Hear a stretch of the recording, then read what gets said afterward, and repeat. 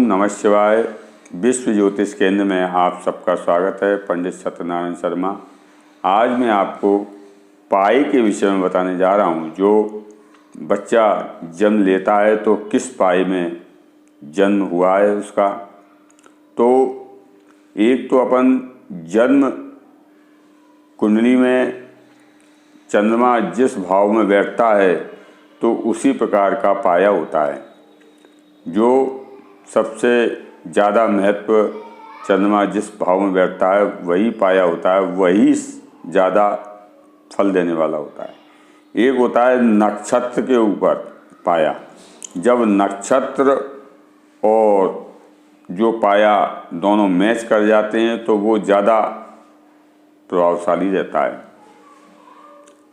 और जो भाव में चंद्रमा बैठता है और अलग नक्षत्र होता है तो उसमें जो पाया आता है तो उसका भिन्न भिन्न फल होता है, तो वो फल ज़्यादा नहीं होता है। तो मैं आपको जन्म कुंडली में चंद्रमा जहाँ बैठता है उस पाए के विषय में बताने जा रहा हूँ। तो सबसे पहले बताता हूँ, 4 तरह के पाए होते हैं। सोने का पाया, रजत चांदी का पाया, तांबे का पाया और लोहे का पाया। सोने का पाया और लोहे का पाया खराब होता है, जो अशुभ फल देता है। चांदी का, रजत का पाया और तांबे का पाया शुभ होता है, जो अच्छा फल देता है। बच्चा उसमें उन्नति करता है, प्रगति करता है, यश कीर्ति लाभ आदि मिलती है। और लोहे और स्वर्ण के पाए में व्यक्ति को कष्टप्रद रहता है, उसको कई परेशानियों का सामना करना पड़ता है। और तो सबसे पहले मैं बताता हूँ आपको कि ये जो कुंडली है जो मैंने बनाई है, नंबर 1 स्वर्णपात मतलब सोने का पाया। जब लग्न कुंडली में चंद्रमा जिस भाव में बैठता है, ये प्रथम भाव कहलाता है। द्वितीय भाव, तीसरा भाव, चौथा भाव, 5वां भाव, छठा भाव, 7वां भाव, 8वां भाव, 9वां भाव, 10वां भाव, 11वां भाव, 12वां भाव। इस प्रकार सभी भाव मेन लग्न यही होती है। जैसे कि चंद्रमा पहले भाव में बैठ जाए, छठे भाव में बैठे और 11वें भाव में बैठे तो सोने का पाया होता है, जो बच्चे के लिए कष्टप्रद रहता है। व्यक्ति को कई तरह की परेशानी आती है। दूसरा नंबर का है रजत पाया, जो चांदी का पाया कहलाता है। जैसे लग्न कुंडली पर चंद्रमा यदि दूसरे भाव में बैठ जाए, पंचम भाव में बैठे और 9वें भाव में बैठे तो चांदी का पाया होता है, जो बच्चे के लिए शुभ होता है और उसमें व्यक्ति प्रगति करता है, यश कीर्ति लाभ मिलता है। तीसरा होता है ताम्र पाया।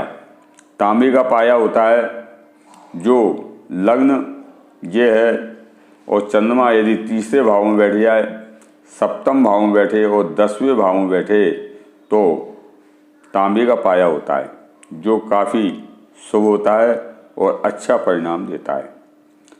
चौथे नंबर पर लोहे का पाया होता है, जो लग्न से चौथे भाव में बैठे चंद्रमा या 8वें भाव में बैठे या 12वें भाव में बैठे चंद्रमा तो लोहे का पाया होता है। जो लोहे का पाया होता है सबसे अशुभ फल देने वाला होता है और व्यक्ति काफ़ी संघर्ष करना पड़ता है, तब जाके उसको सफलताएं मिलती हैं और सफलता हाथ में आते आते भी रह जाती है। तो ये मैंने आपको पाए के विषय में बताया। तो ये आपकी समझ में आ गया होगा कि किस किस भाव में चंद्रमा बैठता है और किस किस भाव पर किस प्रकार का पाया आता है। नक्षत्र पर आधारित पाए के विषय में बताने जा रहा हूँ। जो बच्चा जन्म लेता है, किस नक्षत्र में जब जन्म होता है उस नक्षत्र में कौन सा पाया आएगा।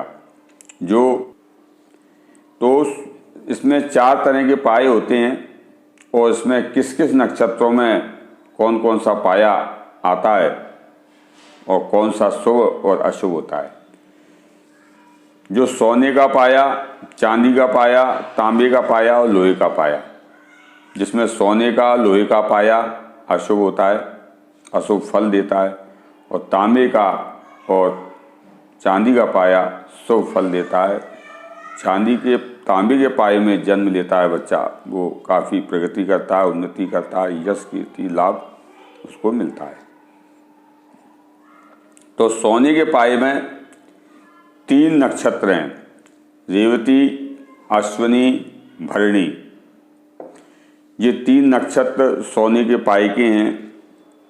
कुछ मतांतर हैं जो स्वर्णपाद में कम से कम 6 नक्षत्र हैं सोने के पाए के, जो मतांतर अलग अलग हैं, तो वो भी मैं आपको बताऊंगा। तो मेन अपने रेवती, अश्विनी और भरणी 3 नक्षत्र सोने के पाए के हैं। चांदी के पाए 10 भी होते हैं और 12 भी होते हैं, जो कि अलग अलग मत है।